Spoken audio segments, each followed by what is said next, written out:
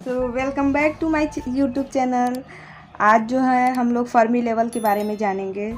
तो Fermi level होता क्या है? जो एनर्जी इलेक्ट्रॉन एक्वायर करता है 0 केल्विन पे, वही एनर्जी जो होती है फर्मी एनर्जी कहलाती है। The maximum energy possessed by electron in metal at 0 kelvin is known as Fermi energy and the energy level corresponding to this energy is called Fermi energy level. और उस energy के corresponding जो energy level होगा, जैसे हम लोग energy diagram पे valence electron जो एनर्जी एक्वायर करते थे उनको हम लोग वैलेंस एनर्जी लेवल बोल देते थे। सेम इसी तरह जो इलेक्ट्रॉन मेटल में 0 केल्विन टेम्परेचर पे जो एनर्जी एक्वायर करेंगे उस एनर्जी लेवल को हम लोग फर्मी एनर्जी लेवल बोल देंगे। और ये लेवल जो होता है रिफरेंस एनर्जी लेवल कहलाता है। It is a reference energy level from which all the energies are measured. इसी एनर्जी लेवल से ऑल अदर जो एनर्जी लेवल होते हैं, जैसे वैलेंस एनर्जी लेवल और कंडक्शन बैंड एनर्जी लेवल, ये सारे मेज़र किए जाते हैं। Since electron and holes are fermions जो होते हैं वो सब एटॉमिक पार्टिकल्स होते हैं जो कि हाफ इंटीग्रल स्पाइन को एक्वायर करते हैं और फर्मी डायरेक्टिक स्टैटिक्स के लॉ को फॉलो करते हैं। और therefore they obey Fermi direct statics. According to Fermi direct distribution, the probability EF of a state is corresponding to energy E being occupied by an electron. जो Fermi डायरेक्टिस्टिक होती है इसका एक फॉर्मूला होता है जो कि इक्वल होता है FE।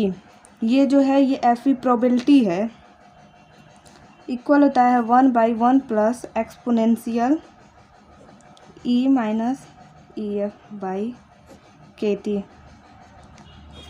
जहाँ पे EF जो है अपना फर्मी लेवल है, फर्मी लेवल ऑफ एनर्जी है, और K जो है ये बोल्ट्जमैन कांस्टेंट है।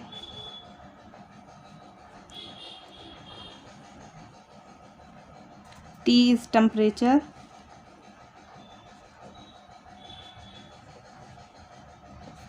और E जो है E एनर्जी है उस करस्पॉन्डिंग उस टाइम में।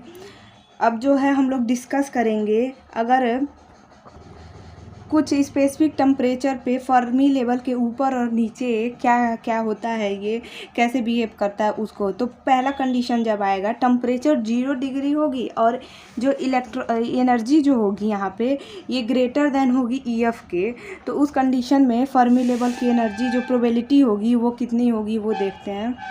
तो इस कंडीशन में जो होगा T इक्वल होगा 0 केल्विन के, और एनर्जी जो होगा करस्पॉन्डिंग ये ग्रेटर देन होगा फर्मी एनर्जी के।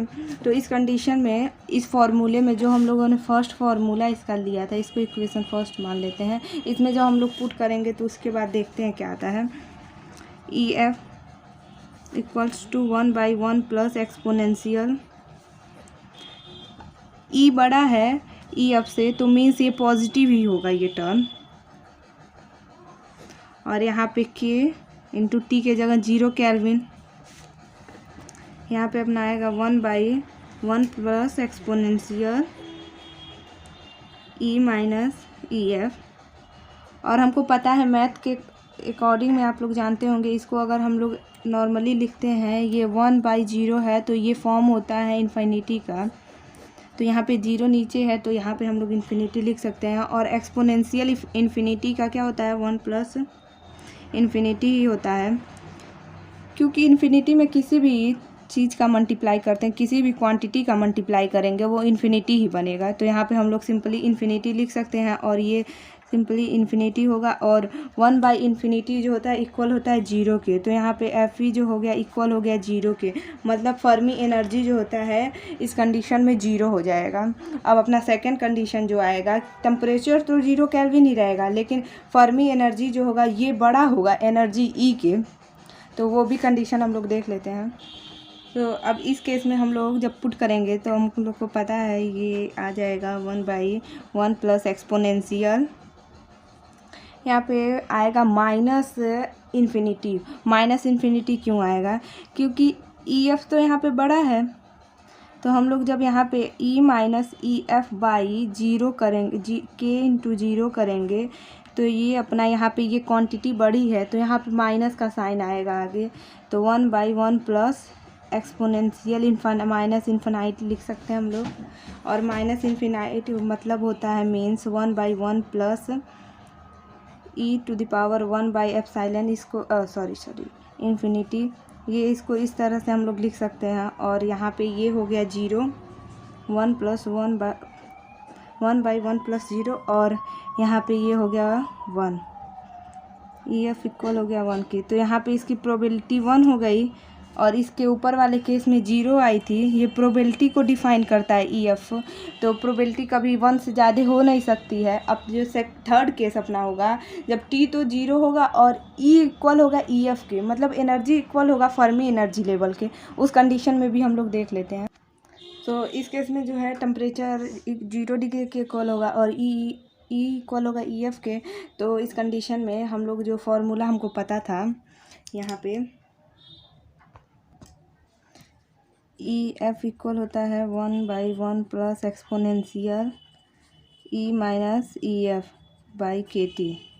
यहाँ पर जब रखेंगे ई और ई यहाँ पे 0 आ जाएगा और एक्सपोनेंशियल 0 के फॉर्म में यहाँ पे आ जाएगा, और 1 + 1 एक्सपोनेंशियल 0, और एक्सपोनेंशियल 0 की वैल्यू क्या होती है 1 होती है, 1/2।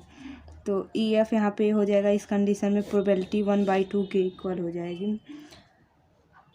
तो जो ये तीनों केस था, इन सबको देख के हम लोग को क्या पता चला है कि जब ई ग्रेटर देन है ई एफ के, तो प्रोबेबिलिटी कितनी है, एफ ई की प्रोबेबिलिटी 0 है, मतलब इलेक्ट्रॉन को फाइंड करने की प्रोबेबिलिटी 0 है, और इम्पटी है, मतलब उस कंडीशन में फर्मी लेवल जो एनर्जी लेवल जो है इम्पटी है। लेकिन जब टेम्परेचर 0 केल्विन पे ही है और बिलो फर्मी लेवल जो है 1/2 आ रही है ई एफ की वैल्यू, जो कि इलेक्ट्रॉन में वहाँ पे वैलेंस इलेक्ट्रॉन फाइंड हो सकते हैं, मिल सकते हैं।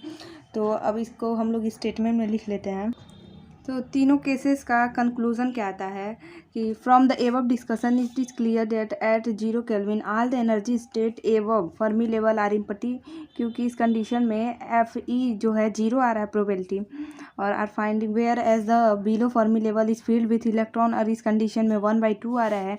When temperature rise there is a possibility of being electron found above the Fermi energy. जैसे जैसे हम लोग टेम्परेचर राइज करेंगे तो इलेक्ट्रॉन्स और या फिर चार्ज कैरियर के पास सुफिशियंट एनर्जी हो जाएगी, तो इलेक्ट्रॉन फाउंड हो सकता है above the Fermi level and an equal possibility of finding electron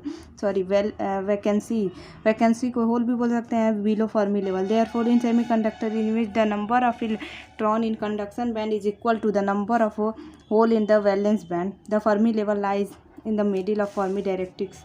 इस कंडीशन में जो होगा हम लोगों को, अगर equal number of electron and holes हैं, इलेक्ट्रॉन कंडक्शन बैंड में होल्स है वैलेंस बैंड में, तो उस कंडीशन में फर्मी लेवल जो होगा मिडिल में लाई करेगा वैलेंस बैंड और कंडक्शन बैंड के, जिसके लिए हम लोग जो डायग्राम बनाएंगे उससे समझ सकते हैं। हमको पता है अगर टेम्परेचर हम लोग राइज करते हैं तो इलेक्ट्रॉन को उतनी सुफिशियंट एनर्जी मिल जाती है जिसके वजह से वो वैलेंस बैंड से कंडक्शन बैंड में जाते हैं। ये वैलेंस बैंड है और यहाँ पे कहीं कंडक्शन बैंड हो गया। मेरा थोड़ा टेढ़ा बना है, आप लोग इसको सही से बनाइएगा। कंडक्शन बैंड और फर्मी लेवल इसके मिडिल में ही लाई करेगा, तो फर्मी लेवल यहाँ पे कहीं होगा। ठीक, अगर इसको हम लोग ई सी बोलेंगे, ई वी बोलेंगे, तो ये ई एफ अपना हो गया, और ये वाई एक्सिस जो हो गया एनर्जी बैंड को डिनोट करता है। और ये एक पार्टिकुलर केस है सेमीकंडक्टर का।